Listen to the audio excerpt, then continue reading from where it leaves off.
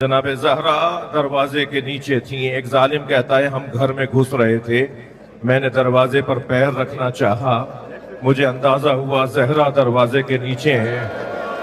اجرکم اللہ, اجرکم اللہ. آپ کی آوازیں بلند ہو گئیں.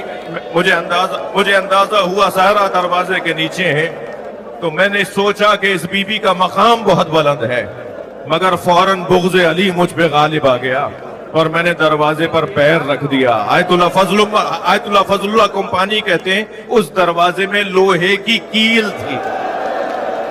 اجرکم اللہ, اجرکم اللہ. جس کیل نے سیدہ کی پسلیوں کو توڑ ڈالا. اجرکم اللہ. تحت نگاہ عزاداروں کا مجمع ہے, جسے رونا نہیں آ رہا اپنے مولا سے ایک قطرہ اشک مانگے. مولا بی بی پہ گرنے والا ایک قطرہ اشک میری قبر میں مجھے کام آئے گا. اندر داخل ہوئے. مولا کائنات کو رسیوں میں جکڑ کر لے جایا گیا. پہنچے ہیں. وہ منظر بڑا عجیب تھا جب جناب زہرا نے امام علی علیہ السلام کی کمر میں ایک پٹکا بندھا ہوا تھا. مولا علی کی کمر میں جو پٹکا بندھا تھا, اس پٹکے کو جناب زہرا نے اپنے ہاتھوں کی گرفت سے لیا اور سیدہ بی بی سیدہ زہرا مولا علی کے کمر میں بندھے پٹکے کو پکڑے ہوئی تھیں اور چند ظالم مولا کو کھینچ رہے تھے.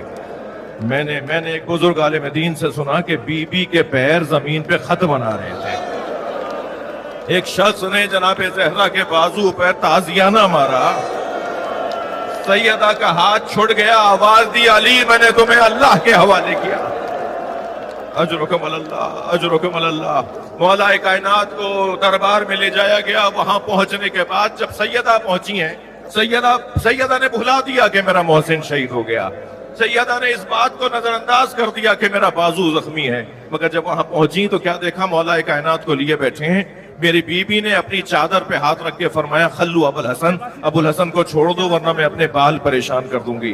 ابھی حضرت حجت الاسلام مولانا علی رضا صاحب نے یہ مصائب پڑھے. الفاظ کچھ یوں ہیں, ایک میرے انداز میں کچھ یوں ہے کہ ایک مرتبہ سیدہ نے جب اپنی چادر پہ ہاتھ رکھا نا, علی کو چھوڑ دو ورنہ میں اپنے بال پریشان کر دوں گی, تو سلمان کہتا ہے مسجد نبوی کی دیواریں فضا میں اٹھنے لگی اور اتنی اٹھ گئی تھی کہ گھوڑا گزر سکتا تھا. دور سے آواز دے کر کہا مولا علی نے سیدہ آپ کے بابا سے وعدہ کیا تھا. اجرکم اللہ. میری بی بی 75 دن زندہ رہی. عزادارو 28 سال کی تھی یا 18 سال کی تھی. بیست سے 5 سال پہلے ولادت ہوئی تو 28 سال. بیست کے 5 سال بعد بی بی کی آمد ہوئی تو 18 سال. میں کہتا ہوں آپ بھائیوں کی بات مان لیجئے کہ 28 سال کی تھی. 28 سال کی جوان بی بی کیا عصا کے سہارے سے چلتی ہے؟ 28 سال کی کیا جوان بی بی دیوار کا سہارا لے کے چلتی ہے؟ اجرکم اللہ. روایت کہتی ہے جب مولا کائنات گھر میں داخل ہوتے تھے تو جناب زہرا مصلی چھوڑ کے علی کے سامنے آگے بیٹھ جاتی تھی. کسی نے پوچھا کہ آخر ایسا کیوں ہوتا تھا؟ آیت اللہ ستودہ کے جملے ہیں, ایک بہت بڑا عارف اللہ کا ولی گزرا ہے, وہ کہنے لگے کہ جناب زہرا مولا علی کے سامنے مصلی پہ اس لیے نہیں رہتی تھی کہ سیدہ کا ہاتھ قنوت کے لیے اٹھتا نہیں تھا. سیدہ کے بازوؤں پہ ورم تھا. اجرکم اللہ, اجرکم اللہ. جو جہاں کھڑا ہے اپنی آواز کو آزاد کرے گا. جناب زہرا 75 دن تک, اس واقعے کے بعد 75 دن تک زندہ رہیں, مگر روزانہ جناب زہرا اپنے دنیا سے جانے کی آرزو کرتی رہیں. بی بی نے خطبہ ارشاد فرمائے. ایک دن بہت زیادہ طبیعت آپ کی گراں تھی کہ شہزادوں کو جمع کیا. حسن حسین زینب ام کلثوم آؤ میرے قریب آ کے بیٹھ جاؤ. دیکھو چھوٹے بچوں کی دعاؤں کا اپنا اثر ہوتا ہے. اپنے ہاتھ اٹھاؤ, تمہاری ماں دعا کرے گی, تم الہی آمین کہہ دینا. سنیں گے عزادارو, جب جناب زہرا نے دعا کی ہے نا تو بچوں کے چیخنے کی آوازیں بلند ہو گئیں. وہ دعا بتاؤں کیا دعا تھی؟ جیسے اس ننھے ہاتھ بلند ہوئے شہزادوں کے, بی بی دعا کر رہی ہیں, شہزادے الہی آمین کہنے کے لیے ہاتھ اٹھائے ہوئے ہیں. جناب زہرا کی آواز اللہم عجل وفاتی, یا اللہ میری موت کو جلدی بھیج دے. بچوں کے رونے کی آوازیں بلند ہو گئیں. اماں ہمیں چھوڑ کے کہاں جا. اجرکم اللہ, اجرکم اللہ. عزادارو جناب زہرا وہ دن بھی آ گیا جس دن فرمایا حسنین جاؤ, جا کے نانا کے مزار پر میرے لیے دعا کرو.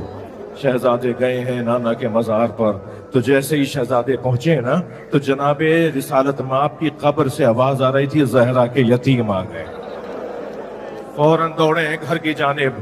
جناب فضہ نے جناب ام سلمہ نے جناب فضہ نے آگے بڑھ کر کہا شہزادو کھانا کھا لو. فرمایا کبھی ماں کے بغیر ہم نے کھانا کھایا؟ کہ آج ماں کے بغیر کھانا کھا لو اماں. اس سے پہلے کبھی ایسا نہیں ہوا کہ ایک مرتبہ دونوں شہزادے جب حجرے میں گئے ہیں تو کیا دیکھا؟ ماں کی روح پرواز ہو چکی ہے. شہزادے ماں کے جنازے پر گر گئے, آوازیں دینے لگے کلمنی امی کلمنی امی. اماں ہم سے بات کرو. اجرکم اللہ. ادھر مولا کائنات گھر میں داخل ہوئے, میرے مولا نے سر سے امامہ پھینک دیا. اور سنیں گے دادارو, گھر کے اندر گزرتے ہوئے چند مرتبہ گرے ہیں اور پھر علی اٹھے ہیں. وہ علی جس نے خیبر فتح کیا, وہ اب ایک ایسی آزمائش اپنی دیکھنے جا رہا ہے. حجرے میں پہنچے تو بی بی کے سرحانے وصیت نامہ لکھا ہوا تھا, علی میرے بچوں کا خیال رکھنا, علی اس سے شادی کرنا جو میرے بچوں کا اسے پیار کرتی ہو. عزادارو جناب ام المنین کو جب لے کر آئے تھے نا اپنے گھر اور پہلی مرتبہ فاطمہ کہہ کر پکارا تو جناب ام المنین قریب آ کے بیٹھ گئی, مولا مجھے فاطمہ نہ پکاریں, اس لیے کہ جب آپ فاطمہ کہتے ہیں حسنین کی آنکھوں میں آنسو آئے, زینب کی آنکھوں میں آنسو, اجرکم اللہ, زینب کی آنکھوں میں آنسو آ جاتے ہیں. سیدہ کو زینب کو اپنی ماں یاد آ جاتی ہے. عزادارو میرے مولا نے جنازے کو غسل و کفن دینا شروع کیا. رات کی تاریکی ہے.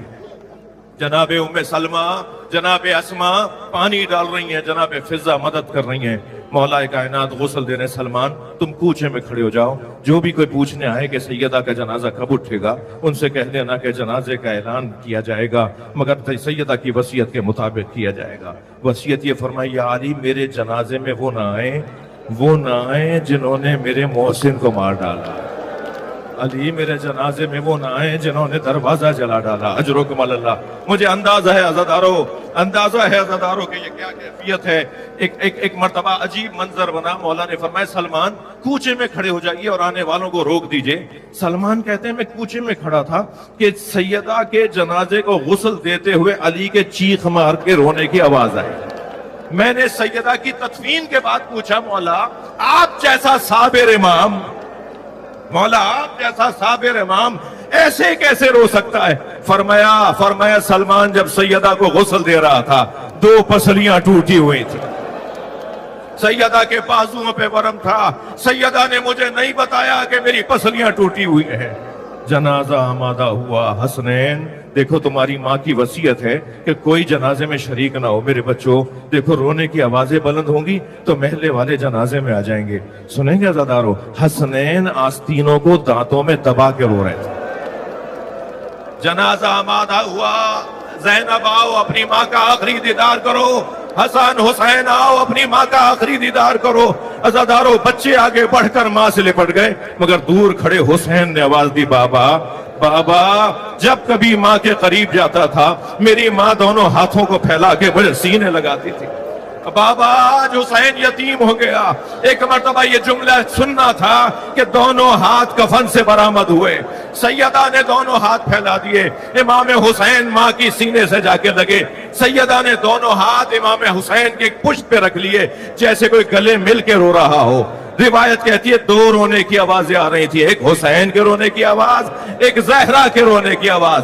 حاطف غیبی کی آواز آئی علی حسین کو زہرا سے علیحدہ کر لیجئے, عرش کے فرشتوں میں کوہرام بپا ہے.